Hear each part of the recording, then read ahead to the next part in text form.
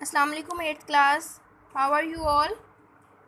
In our last video lecture we completed second chapter an exhibition. Uh, Although it is written fourth chapter, but it is our second chapter as we skipped two chapters. There are some questions, but the answer of these questions are on your notes, so consult your note for the answers. I hope you will understand the answer from there because they are too easy. Now coming towards the point B, present perfect continuous. This tense is used to talk about an action or actions that started in the past and continued until recently or that continued into the future. ये ये जो tense है ये उन कामों के बारे में बताता है, इस काम या कामों के मतलब इस्तेमाल होता है जो माजी में शुरू हुए और अब तक जारी रहे या वो मुस्तकबिल तक भी जारी रहेंगे। ओके ऐसी चीज़ जो आपने स्टार्ट की माजी में, लेकिन आप माजी में वो कर भी चुके हैं लेकिन अब तक वो आप करें, जैसे कि I have been studying in this school for 8 years। Okay, मतलब माजी में आप पढ़ भी चुके हैं और आप अभी तक पढ़ रहे हैं और मज़ीद फ्यूचर में भी आप हो सकता है सो यहाँ पढ़ रहे हैं, इसलिए हम इस टेंस को यूज़ करते हैं।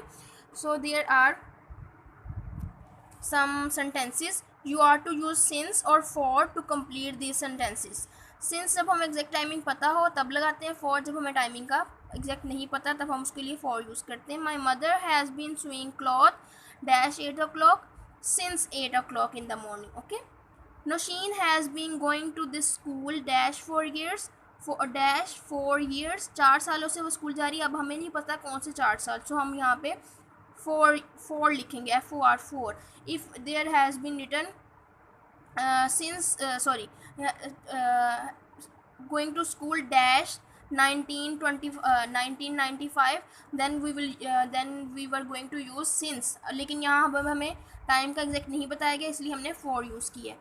Third sentence is my friend has been reading dash for 3 hours। 3 hours हमें नहीं पता कौन से 3 hours, कौन से 3 घंटे, इसलिए हमने वहाँ फॉर यूज़ किया। ओके, अगर यहाँ 3 o'clock लिखा होता तब हम सिंस यूज़ कर लेते, इसलिए यहाँ पर एग्जैक्ट टाइमिंग नहीं है पता कौन से 3 घंटे, सुबह के, शाम के, दोपहर के, तो इसलिए हम फॉर यूज़ कर रहे हैं। I have been sitting at this table dash early morning. Okay, अब हमें यहाँ टाइमिंग पता लगे सुबह की, तो इसलिए यहाँ पे सिंस आएगा, SINC जो ऊपर लिखा हुआ है। My father has been telling stories dash the last 2 hours। मेरे अबू 5 घंटे से स्टोरियाँ सुना रहे हैं। अब लास्ट 2 hours कौन से हैं अब हमें ये नहीं एग्जैक्ट पता, that's why we are using for. She has been doing her homework dash 4 o'clock, there is the timing mention here, so we are using since hair.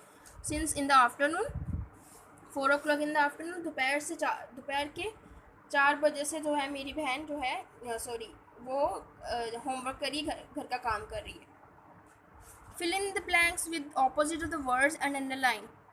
आप लोगों ने इसमें क्या करना है कि जो वर्ड आपको अंडरलाइन दिया गया है उसका ऑपोजिट रख के फिलिंग द ब्लैंक्स करनी है। Okay, first example is here, we are going to paint the front and the back of our house. Front का ऑपोजिट है बैक, फ्रंट होती अगला हिस्सा, बैक पिछला हिस्सा, तो उन्होंने यहाँ पे उसको एक्सप्लेन कर दिया, we are going to paint the front and back of our house. So you are going to do the same strategy by using the same strategy. Now sentence number 1 is,